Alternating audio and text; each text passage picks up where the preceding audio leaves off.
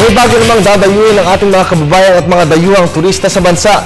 Itinatayo ang 1.2 km zipline sa New Israel sa makilala Cotabato na tiyak na magpapakita ng kagandahan ng probinsya. Alamin natin ang ulat mula kay Vicky de Guzman ng PTV Davao. Noong Setyembre sa nakaraang taon ay matatandaan ang muling pagbubukas sa publiko ng Asik-Asik Falls sa Alamada, North Cotabato. Ito ay isa lamang sa mga magagandang destinasyong maaring puntahan dito sa Mindanao. At ngayong bagong taon, may bago naman tayong kahihibangan.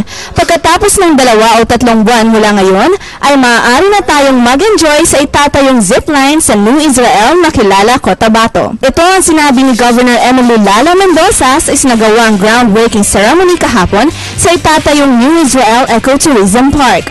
Dito matatagpuan ang sinasabi man nilang pinakamahabang zipline sa Asia. Ang igagawang New Israel Eco Park, 1.2 kilometers at 1 kilometer na ziplines at iba pang tourism buildings sa New Israel ay mayroong project cost na 5.8 million pesos. Nakaklan, respetuhon sa tanang mong gamit, sa tanang mong saka sa Mount Apo, o sa tanang turismo na mong sakay sa zipline.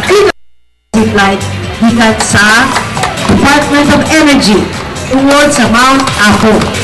Ang 5.8 million pesos gikan ni sa share sa gobyerno, sa provincial government tungod kay naakitay geothermal plant gikan sa taas. Dagdag pa ni Mendoza, marami pa umanong tourist destinations sa Cotabato at nais umano nilang patunayan na ang Cotabato ay handa na para sa turismo.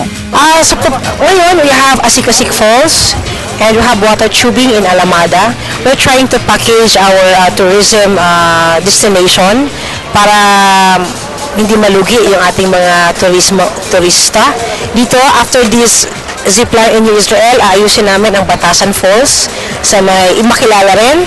Nandito rin ang Civet Coffee sa may Kabilao.